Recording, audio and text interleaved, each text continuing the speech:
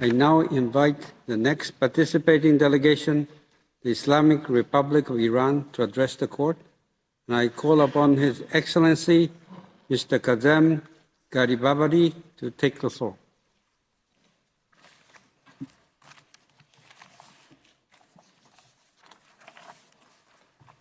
Bismillah ar-Rahman ar-Rahim. Mr. President, members of the court, it is indeed an honor to appear before you on behalf of the Islamic Republic of Iran. The Holy Quran says, من أجل ذلك كتبنا على بني إسرائيل أنه من قتل نفسا بغير نفس أو فساد في الأرض فكأنما قتل الناس جميعا ومن أحياها فكأنما أحيا الناس جميعا. That is why we decreed for the children of Israel that whoever kills a soul without its being guilty of manslaughter or corruption on the earth is as though he had killed all mankind, and whoever saves a life is as though he had saved all mankind. As the principal judicial organ of the United Nations, this honorable court is once again called upon to address fundamental yet persistently overlooked rights of the Palestinian people. These include the right to urgently needed supplies essential to their survival, as well as of basic services and humanitarian and development assistance, the right to humanitarian access and basic necessities of life, as referred to the question put to the court as per General Assembly Resolution of 19th December 2024. However, as we do not deem the Israeli occupying regime a legitimate member of the United Nations due to the illegality of its formation, we focus on violations of the Israeli regime in light of its prolonged occupation of Palestine and ongoing genocide, particularly in Gaza.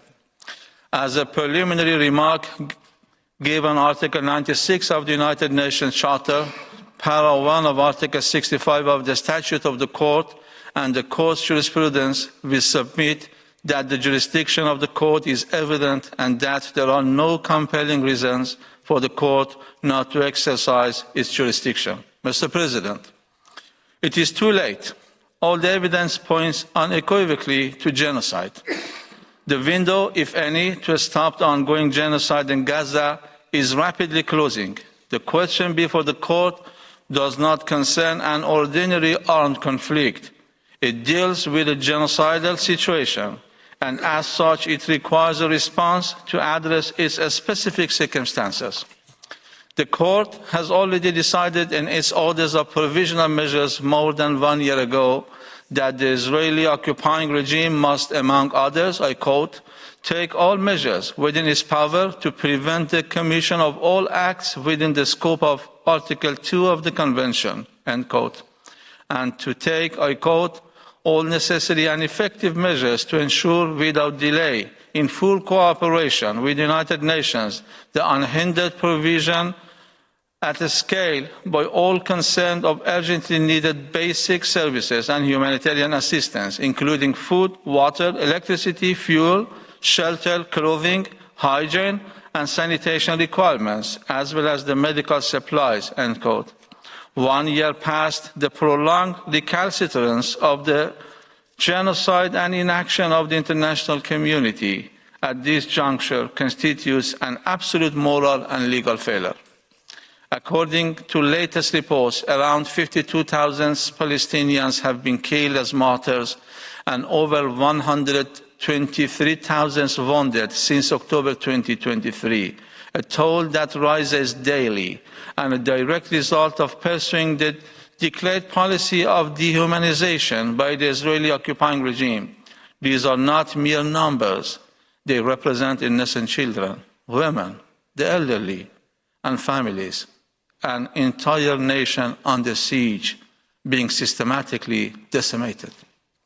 As these proceedings unfold, OCHA reports that no aid has entered Gaza since 2nd of March. Medical supplies are rapidly depleting, including critical stocks for maternal and child health, as the number of aid workers killed since October 2023 has reached 412. Meanwhile, UNRWA and other humanitarian actors face systematic obstruction in delivering aid. The disaster is currently so frustrating that on 7th April, the heads of OCHA, the UNICEF, the United Nations Office for Project Services, UNRWA, WFP, WHO, and IOM issued an urgent appeal to world leaders to act firmly and urgently to save Palestinians in Gaza, with a high-level United Nations official says that, I quote, "We are being deliberately blocked from saving lives in Gaza, and so civilians are dying," end quote.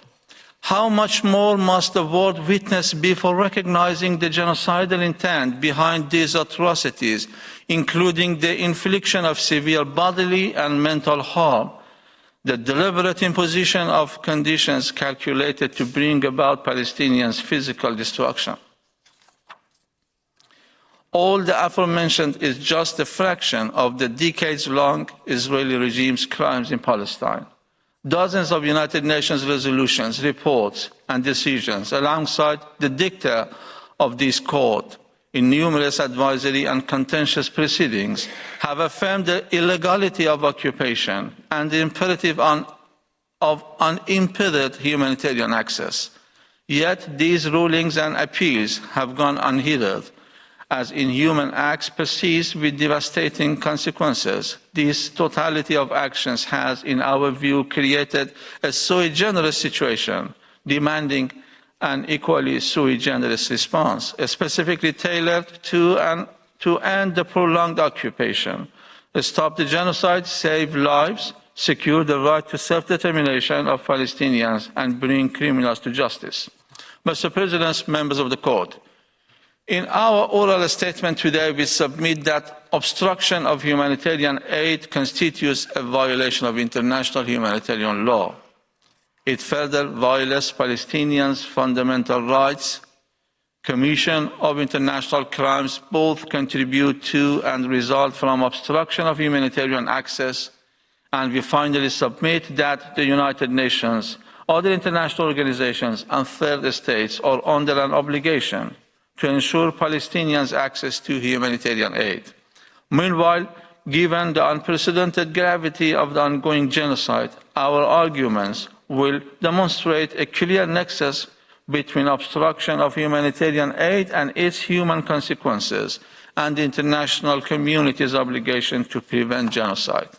Mr. President, members of the court, as an occupying power, the Israeli occupying regime has systematically and repeatedly obstructed access to civilian population in flagrant violation of international humanitarian law, including provisions of the Hague Regulations 1907, as well as the Fourth Geneva Convention of 1949. Article 43 of the Hague Regulations, as well as Articles 23, 33, 47, 50, 53, 55, and 56 of the Fourth Geneva Convention unequivocally account for the obligations of the Israeli occupying regime, including to cooperate with the United Nations, its agencies and bodies, other international organizations, and third states to ensure Palestinians' access to urgently needed supplies essential to their survival. Among these provisions, Article 43 of the Hague Regulations is particularly pertinent, expressly requiring the occupying power to, and I quote, take all measures in its power to restore and ensure, as far as possible, public order and safety of the occupied territory, end quote. Moreover, Article 55 of the Fourth Geneva Convention is explicit in obliging the occupying power to ensure the food and medical supplies of the civilian population. Mr. President, members of the court, the Palestinian people in Gaza and the West Bank in particular have been deprived of the basic necessities essential to their survival, leading to violation of their fundamental human rights to life, water, food, and health, among others. First and foremost, right to life, especially in Gaza, has become a mirage. Killing is occurring on a daily basis. The threshold under Article 2 of the Genocide Convention was crossed a long time ago. with deliberate targeting of civilians, all belonging to a group, as well as the deliberate obstruction of humanitarian and vital for their survival, genocidal intent is beyond evident. Apart from direct deaths, what has been underreported is indirect death that add significantly to the gravity of the situation, in particular in Gaza. According to a recent study, deaths due to traumatic injury in the Gaza Strip between 7th October 2023 and 30th of June 2024 reflect an exceptionally high mortality rate, underscoring the urgent need for interventions to prevent further loss of life. Concerning violation of Palestinians' right to water as a result of blocking humanitarian access, apart from a scarcity of clean, fresh water in Gaza for more than a decade due to destruction of water and sanitation infrastructure, in October 2023, the Israeli occupying regime closed the water pipelines into Gaza and cut off the electricity needed to run the desalination plants that process the brackish water that flows from the coastal aquifer. According to WHO, poor access to fresh water has resulted in water-related diseases such as hepatitis A, which is typically acquired by consuming contaminated food or water. What has deteriorated the water tragedy in Gaza, specifically during the past year, has been the brutal devastation of United Nations structure for water, sanitation, and hygiene in the Gaza Strip, demonstrating the Israeli occupying regime's direct targeting of humanitarian aid from the United Nations, even prior to recent years' strikes. The question remains as to how this cannot be seen as evidence of genocidal intent by the Israeli occupying regime. As regards Palestinians' right to food, the OCHA announced in November 2023 already that Gazans were at a high risk of starvation, further stating that it was incapable of providing adequate food, water, and medical care to meet Gazans' needs.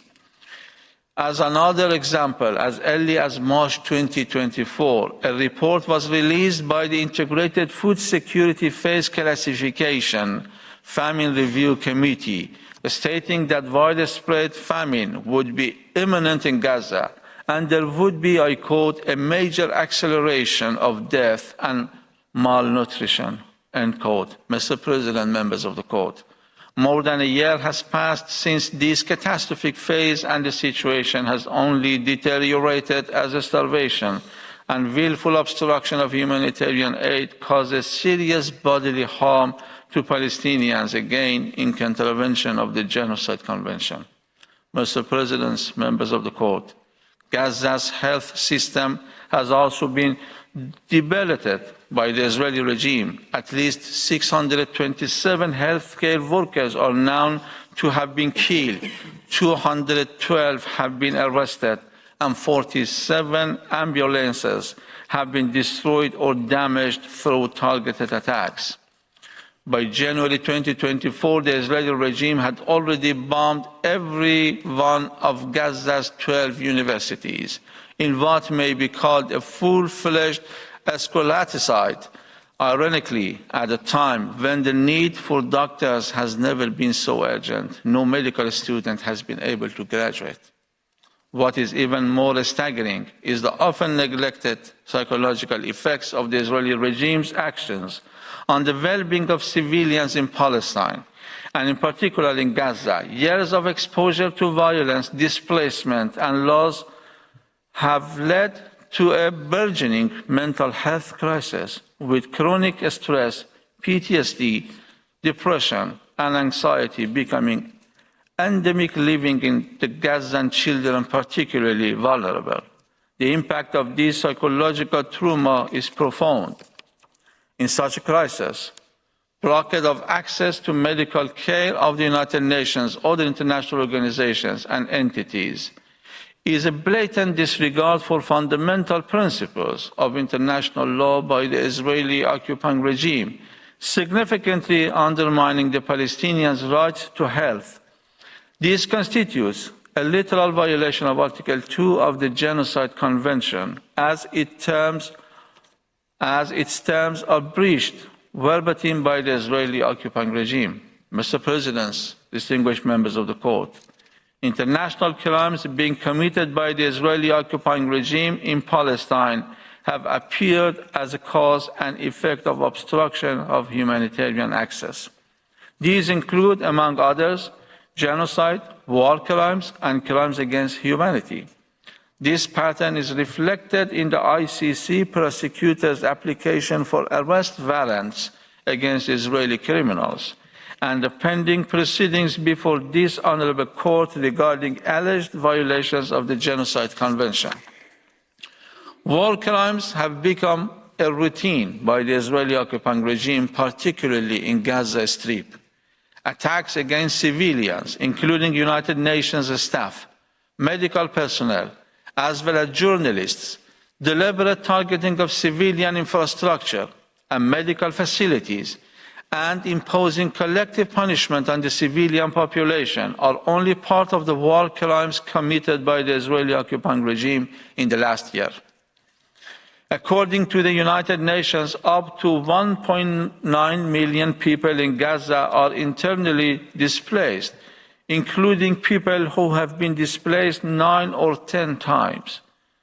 From the perspective of displacement, the present-day ethnic cleansing of Gaza can be compared to the 1948 Nakba of Palestine.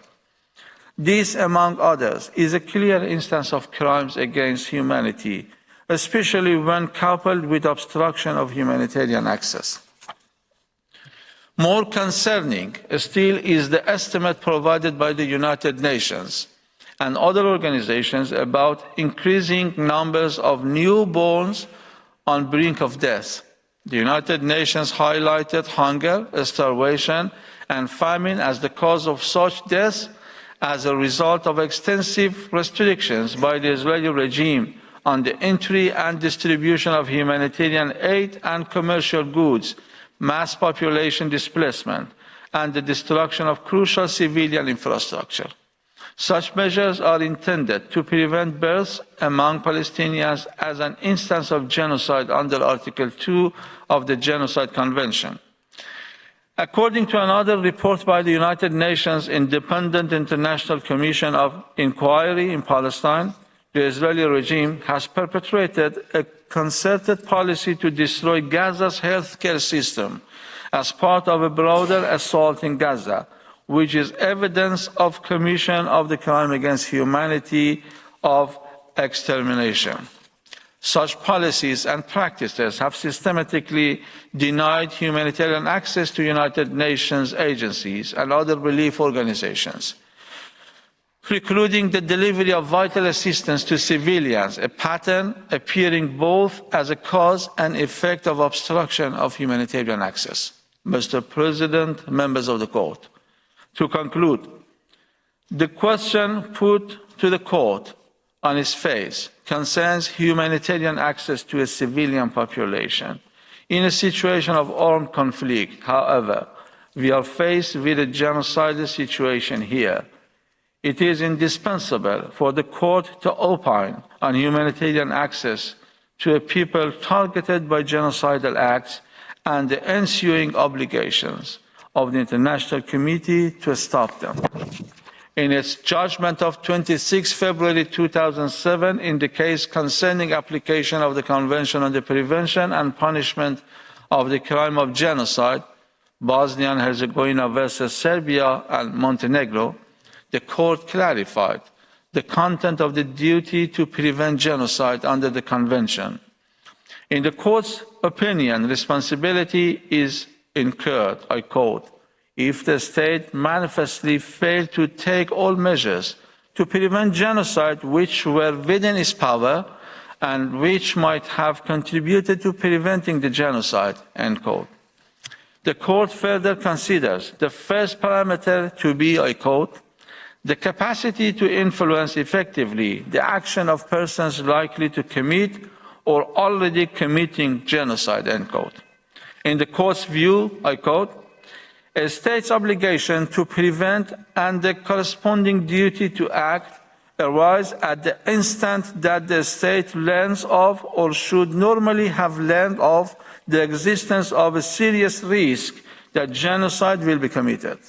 From that moment onwards, if the state has available to it means likely to have a deterrent effect on those suspected of preparing genocide or reasonably suspected of harboring a specific intent, it is under a duty to make such use of these means as the circumstances permit, end quote. Mr. President, we ask if there is a state that has not learned of the existence of a serious risk that genocide would be committed in Gaza. What have those states that are in a position to prevent genocide done to fulfill their duty under the Convention? We regard obstruction of humanitarian aid by the Israeli occupying regime as, among others, evidence of genocidal intent and invited the court to clarify a state's duties to ensure Palestinians' humanitarian access in view of a state's obligation to prevent genocide under the Genocide Convention. Having said that, notwithstanding the present proceedings, the rules are clear. Obligations of states and international organizations are evident, and the international community has again failed. This is the failure of the United Nations system, the United Nations member states, and that of humanity. This failure has already been registered in the archives of human history due to and because of supremacy of politics over rule of law. Lastly, this statement shall in no way imply our recognition of the Israeli regime. I thank you, Mr. President. We have decided to bring videos on something nobody talks about: African politics, economy, and increasing power. Thanks for watching, and until the next video, stay tuned. Tell us what you think in the comment section. Like and share the video, and subscribe so that you don't miss any of our African videos. It's the best way to support us.